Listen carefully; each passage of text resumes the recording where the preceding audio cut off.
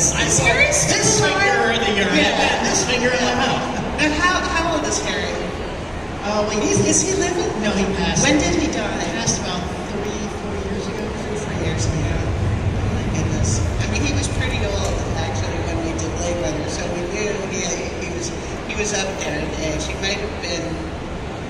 Did he make it to 90? I think he got close. Yeah. I know he was probably sort of semi-retired, just living on his ranch or something all the time. But he was Topanga? exactly. Where was his ranch? I think the director of Blade Runner.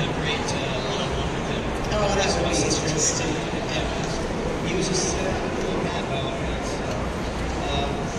And then your involvement in the Alan Smithy film, Dune. Poor David. Yeah, he had a hard time with that. That was although what's interesting, we shot Dune down in Mexico City, and the guy that they had doing the sets, his name was Tony Master, and he did the sets for the Stanley, 2011. 2001 Stanley Kubrick, yeah. He did the sets on 2001, and he did them on a few other of his movies. And Tony was British, and I actually have a Dune video on YouTube, the making of it, that I shot with a little Super 8 camera that was pretty interesting.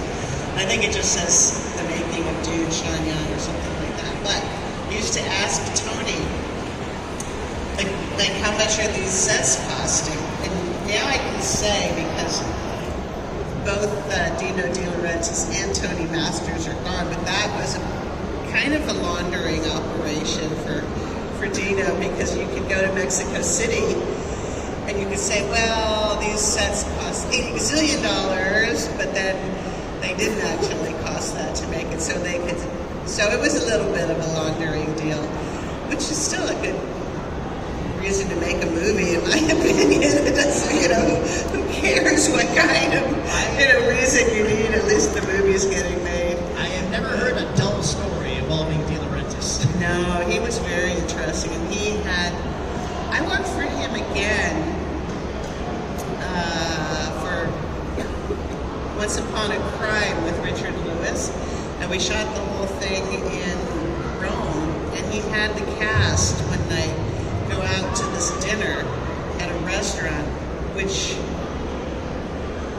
is the weirdest restaurant I ever went to, because the whole restaurant was based on, after you finish eating, you throw your plate to the floor and it breaks, right? So there's a big cleanup in this type of restaurant, but we were like going, really? You want us to throw our stuff on the ground? And then there was a little donkey outside. It's very colorful Roman, I guess, what do you call that? A specialty restaurant. Where the novelty restaurant, where the whole thing is they get you. Was there a certain phrase? There was, and I don't remember what it was, but I just remember Richard Lewis and I looking at each other like, oh my God. John Candy was there that night, and the cast was there. John Candy, Ornella Muti, Giancarlo Giannini, who was in a film called Swept Away. If you've ever seen a film by Lena Wertmuller called Swept Away, that's an amazing film. And then his son, I can't remember his son's name, Giancarlo's son, but he was working on the camera crew, he was pretty young, and then he went on to make the remake of Swept Away that Madonna was in, and he played the part that his dad had played in the original Swept Away, which was a little weird, but whatever, and yeah. But hey, good work if you can get it. Exactly.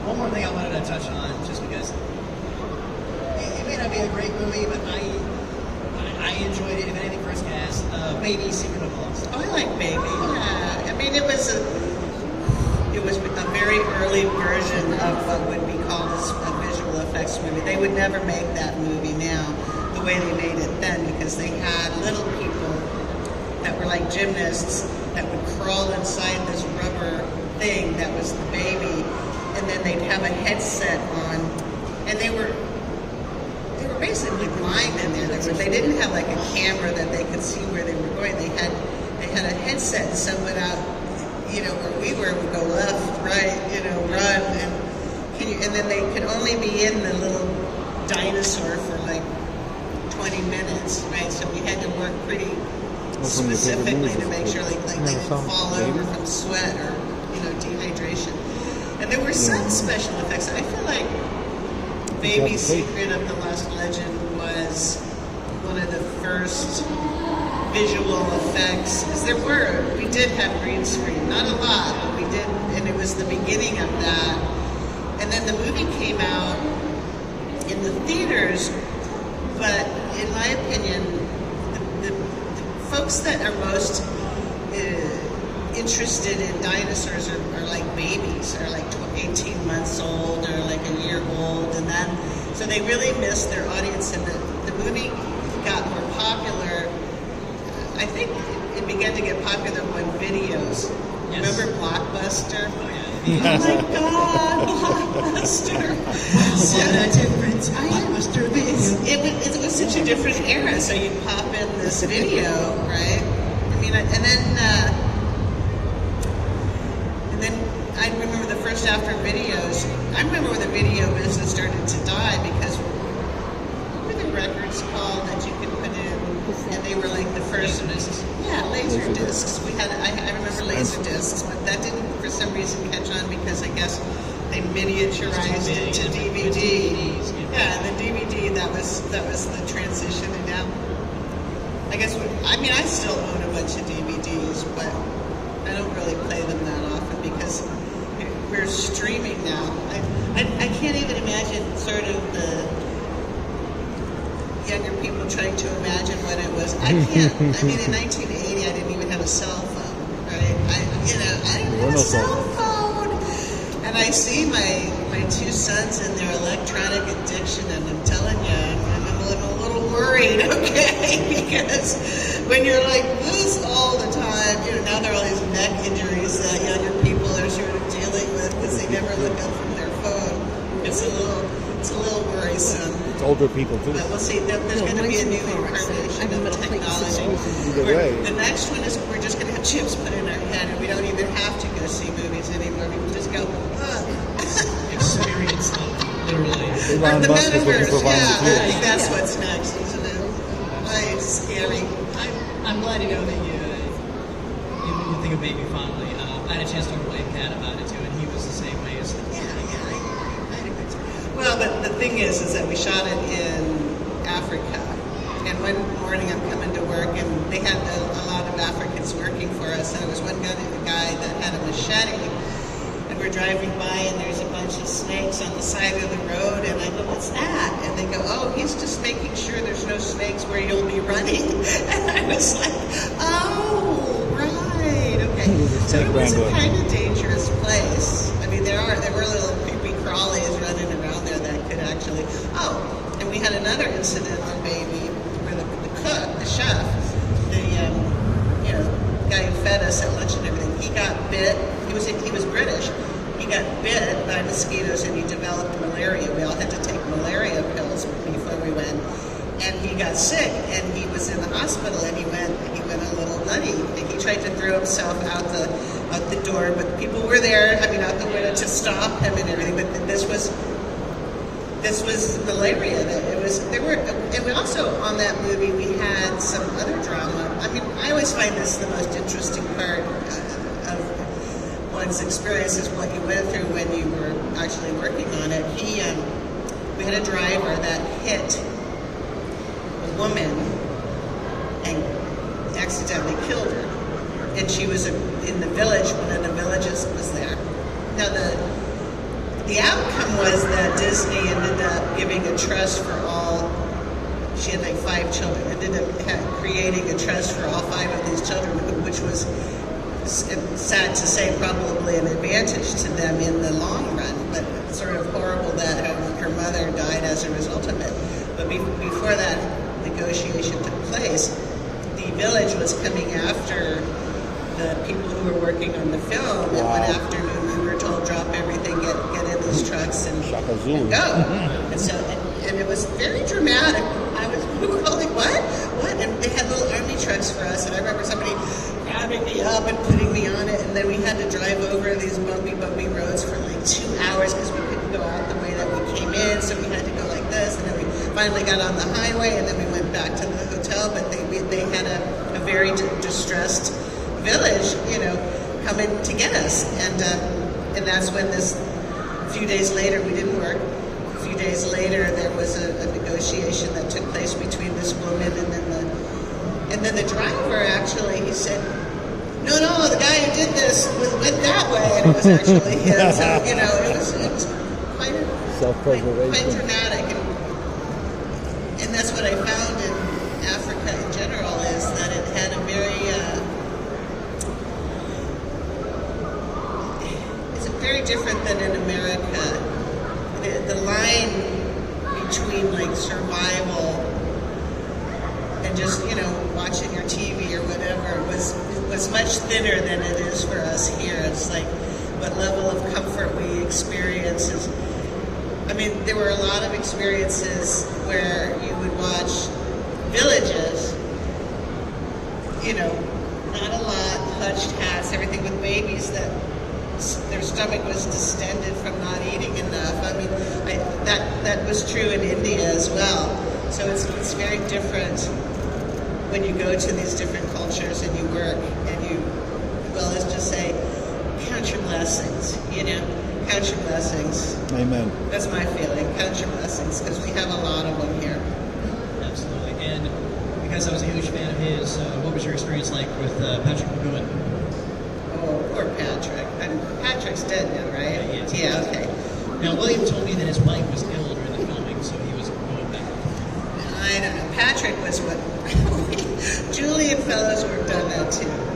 So Julian is now Lord or Baron Julian Fellows, and he created Downton Abbey, and he's the producer that just came out with The Gilded Age, and he's very, very English, and he had to do most of his scenes with Patrick.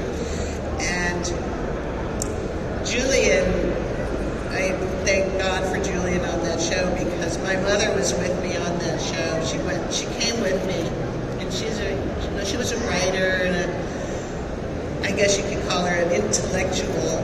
And I was in that film shooting every day, and I was exhausted at the end of the night. We also in Cote d'Ivoire in Abidjan they have hydroelectric power.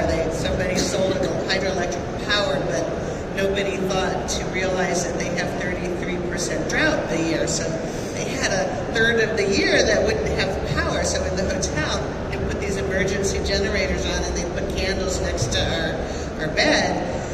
And we all would go to this same restaurant every night that had a generator, so we could go eat.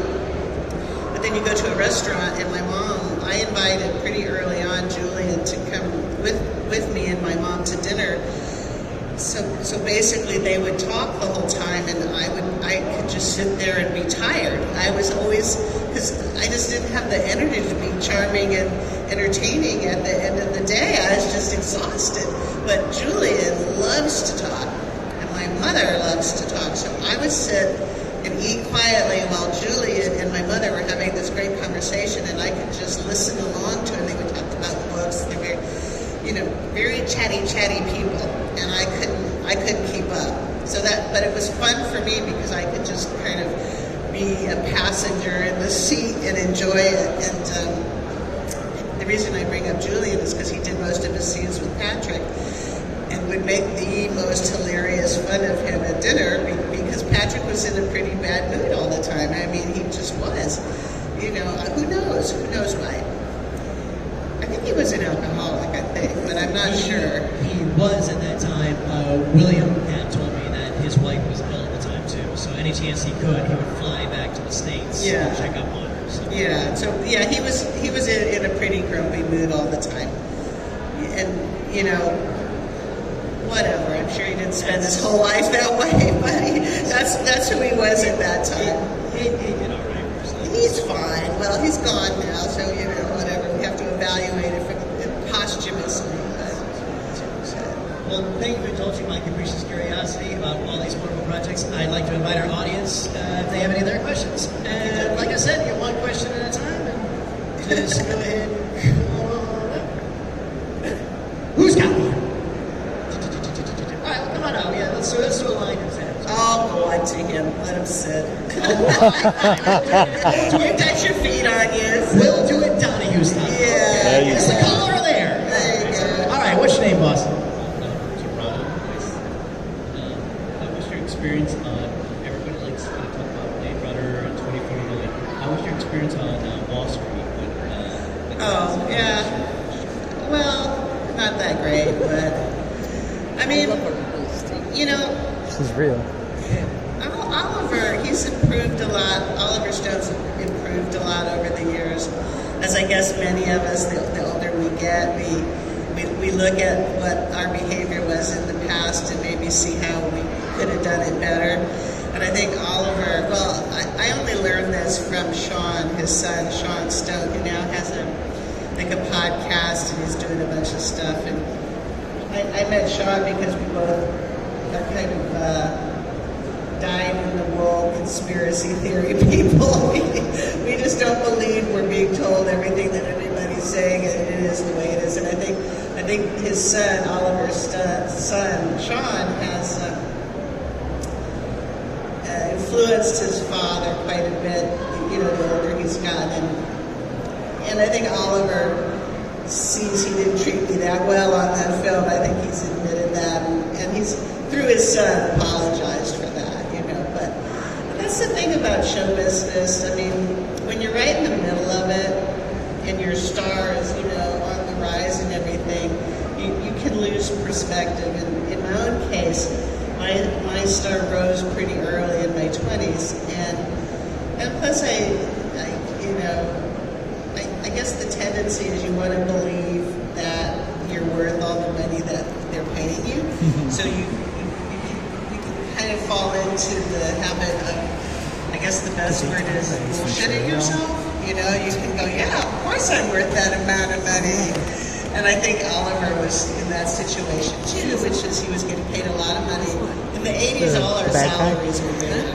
We had tremendous salaries in the 80s. I don't know why. There was just a lot of money back then for paying people way too much money.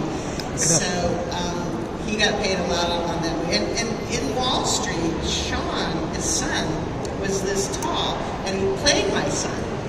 I played his son mother, right? And I remember picking Sean up going, what are you feeding this kid? Because he was really not that tall, but you know how you pick some people up and they're just heavier? You know, there's some people, you pick some people that just seem like they're really like, you pick Sean up and he was really a heavy kid.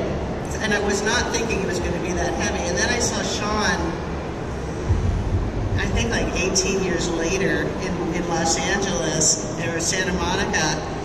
His mother, Catherine, was separated from Oliver, but still had Sean and Catherine. I was at the top of the spinning class I used to go to constantly in Santa Monica, and I heard Sean, and it was Catherine. And then I looked next to her, and there was this grown man, and I said, oh, tell me that's not Sean. And it was. He was about to go off to Princeton, where he went to college, right? And I said, has that much time passed already? You know, has that much time passed? Yeah, he's the bad guy. So he said hello, and then I caught up with Sean later, and that's when Oliver actually was like, I'm sorry. I was like, okay. You know, he put him on the phone. I just want her to share what it was like to work with Jim Carrey. Kinder mode now, Oliver. You know, he's a little, his mind is a little more expanded than it was. Not just that, but I mean, he's in the 90s. He's one of the best comedians that's ever existed, you know? Right, they mentioned it. All right. Where's it? I'll give it a few to see some of the other guys. Hey, what's your name? Jamie. Okay, so I love Blade Runner. First time I saw it in 1982, and I still have a DVD, the director's cut.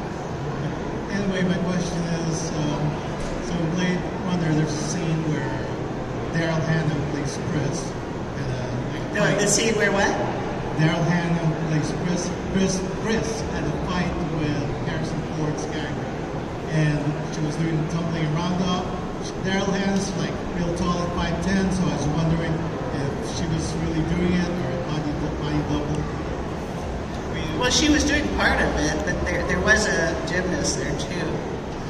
You can tell when it's Daryl because they always shoot her, and she had. You could tell what she looked like, you know, the way they shot her. But they would shoot the other girl when she was moving, you know, like when she was doing all those backflips and stuff. I don't think Daryl did all the backflips, although she may have tried to claim doing it at some point, but I think she got wise. Yeah. Film is a collaborative effort. Yeah. No, that scene was hard to do, but she did a great job with it, especially when her replicant self goes haywire. I was like, yeah. Twisting on the ground. Yeah. Pretty well see. Who's the other? So wait a second. Hi, what's your name? Hi, I'm Monica. So my question for you is that you've got this large repertoire of films that you've had in this great career. Is there one film that just stands out above all of them that is one that's just really close to your heart that you're really happy to have been a part of? Well, you judge your career in a couple different ways. You judge what film got the best launch and everything, or outcome. And of course, Blade Runner was, I think, the best film that I got to make. You know, and you always hope you get to make a ton of great movies. But then there's the experience of making a film, and I think one of the best movies that I got to make was a film called Fatal Instinct that Carl Reiner directed, that I loved. It was a fun movie for me to make, and it was very funny, I thought.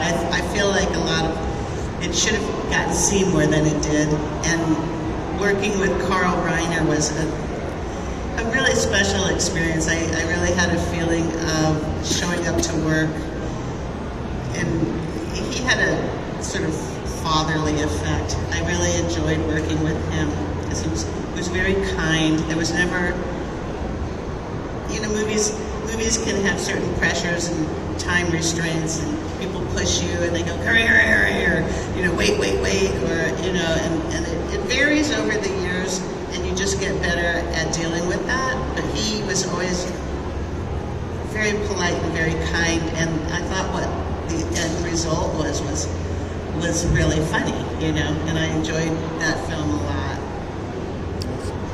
Thank you, Fred. All right, and then what's your name? Philip. Yeah. My question is, when you worked with Jim Carrey, I can't hear him that sorry. well. When you worked with Jim Carrey, what was he like on set? And are there any interesting or funny stories you can share of him just being Jim Carrey? Jim's great. Jim was a guy. Morgan Creek, who produced that film, didn't actually want me. They wanted Bridget Nielsen for the part, and I was like, but Jimmy, and to his credit, I don't think any other leading man actually did that for me. He just kept on going, no, I want Sean, you know. So he was somebody that was kind of protective of me, which I really appreciated, because it's very good for the guys in the business to be protective over the ladies, because they generally have a little more power to decide what goes on. So he just kind of wouldn't say, he just wouldn't agree. He just kept on going, no, we're going to have her. No,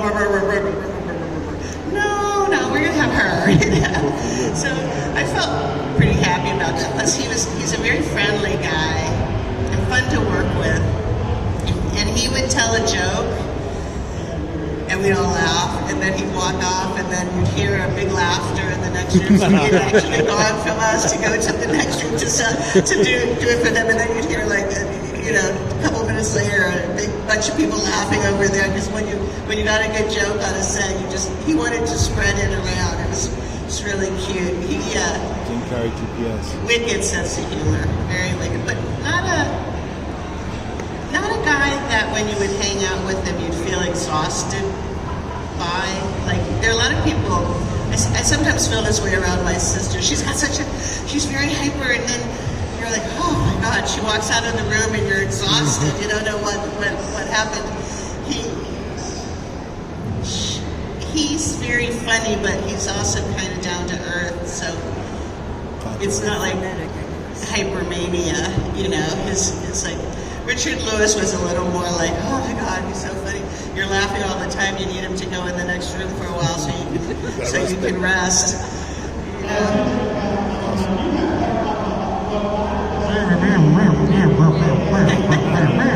Welcome to Burger King. I'll tell you, while he's talking, I think we have time for one, maybe two more, so do I have any hands? All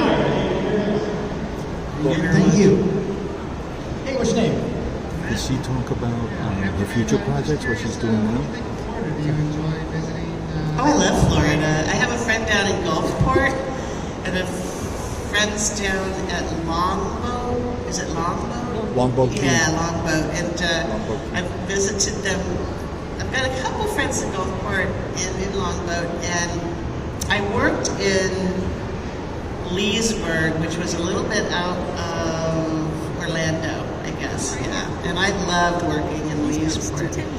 Leesburg. It's just a little bit south of here. It's not far, yeah. And we had a great group over there. A pastor who wrote a screenplay about a woman who was a journalist who basically helped raise the money to take over this old motel, which now they call it Samaritan Inn, and it's a place that actually in reality is helping homeless families get off the street. So I was really proud to be a part of that. That one's called No Vacancy, and Dean Cain plays the pastor, and T.C. Stallings plays the recovery person who's now working at the place. And it was a lot of fun. Everybody working on it. Yeah, Florida's I would say like a mellow kind of place. You know, it's kind of got a mellow feel to it, and it's a good thing. You know, I think that's why people like to retire here. You know. That's right. What percentage of the state of Florida is retarees? It's got to be a large. I would say it's a pretty large population. It was a destination, and now you got people who've been here long enough that they just retire here. Yeah. In Sedona, I used to live in Sedona, Arizona, which was considered a retiree type of place, and so there were a lot of people that were living there that were older, and there weren't like a lot of jobs for people there. So except like restaurant or entertainment, or bars or stuff like that. But yeah, Florida's great. Here in Florida, we're known for the attractions. Yeah, the distractions. So, 22. We're just about out of time. Any future projects, or just any final thoughts you want to share with our audience? I have just gotten back from LA doing a show called The Activated Man, and the director's name is Nicholas Gyeney. I think it's Russian. It's Gyeney, and it's about, and he wrote it. It's about a guy who's my son. I play his mother, who discovers that he has more powers of telepathy and comprehension than he originally thought. And up until halfway in the movie, you don't realize I'm in flashback, and then we kind of go forward, and I'm much older, and I'm in a nursing home, and he starts to realize that some of those powers might have come through me, and then at some point in the film, I'm crossed over to the other side and able to communicate with him. So it's sort of a supernatural kind of show, and I really liked the script a lot. So that was fun. I did maybe a few weeks before that, I did kind of a silly show called DC Down, where I play Madam President, And then in the very beginning, there's an earthquake, and the rest of the movie is about trying to figure out where I am and getting me out. So it's pretty silly, but you know, it's a living. And I know I've done a couple others, but I can't remember. This is when you've been, like, let's see, since age 19 to age 62, which is my age now. There's a lot of shows, of course. I remember the 80s. I actually do. Hard to believe. I can't believe I remember the 80s, but I do. And after, you know, there were some lucid moments. After your 100th thing, you can get confused. You can kind of go, wait, I know I worked on that, didn't I? I worked on that. And my sons and I play a game, our own version of 6 Degrees of Separation. Because if I ever see anybody, if we're watching TV, if I ever see anybody that I worked with, I go, I worked with him. And the strangest one that has come up since then is a show that we watched called My Secret Garden, which was in black and white, except for the Secret Garden part. Margaret O'Brien was in that, and he just died. Dean Stockwell was in that as a little kid, and I said, I worked with him. And my sons looked at me like, are you older than you're saying? I'm like, what's, you know, like, how old are you? Is this an actress? You're not pretending, you're pretending to be a different age. But it's true. I worked with him on Dune with David Lynch, and he was still working, you know. So I think that was surprising. And there's always like, oh, I remember working with him in something. And over the years, what I realized is, man, I've met a lot of people, you know, over the years. I really have. And it always surprises me, you know, the longer I go, how many people I have met and worked with. And also, I did not think when I was in my 20s and possibly early 30s, I did not think I would still be working at 62. Because I guess I kind of thought my face was my talent, you know, that was really what I was being hired for. And then as I got better and as I learned and as I kind of figured out what show business was and, you know, what was required of me and could I do it and all of that, it was such a learning process. So I'm happy to still be working, you know. It's a different business than it was in the 80s, but it's still a living and it's still something that's fun, and you can enter it from lots of different angles now. So, you know, lots of people are doing it in many, many different ways. Did you two movies that I saw recently? I saw Elvis with that Austin. Oh my God, it's fabulous, and I know it's long. It's my favorite movie of the year so far. Oh my God, is it like something like 3 hours long? It's a good chunk of time. I don't Yeah. think it's 3 hours, but it's like a 2 hour. It's a long movie, but you never look at your watch. You love music. And then recently on Hulu, well, the one called Mike, about Mike Tyson. Oh my God, it's so good. Well, I feel bad. My son said, I'm not going to watch it because Mike was bitching about the fact that they didn't ask him and they didn't throw him any money. And so I'm like, my son's generation is like, I'm not going to watch it, but I had already watched it at that point. And it was really cleverly done. It's a very clever way of how they did it. So those are my two favorite, I think, this year. Oh no, I did like with Jeff Bridges, and that was on Hulu as well, called The Old Man. That was so good. He's so like scary, you know. You're like, oh, it's watchable, really fun to watch. So that's my update. Thank you guys for showing up. I really appreciate it. For joining us here today. Ocala Comic Con 2022. Awesome. Thank you so much. She'll be at Entertainment just a little bit, and this was tomorrow as well. I am. Yes. So please stop on by. She has some great stuff available over there, and don't forget, smiles are always free, so spend them often. Thank you. Thanks again.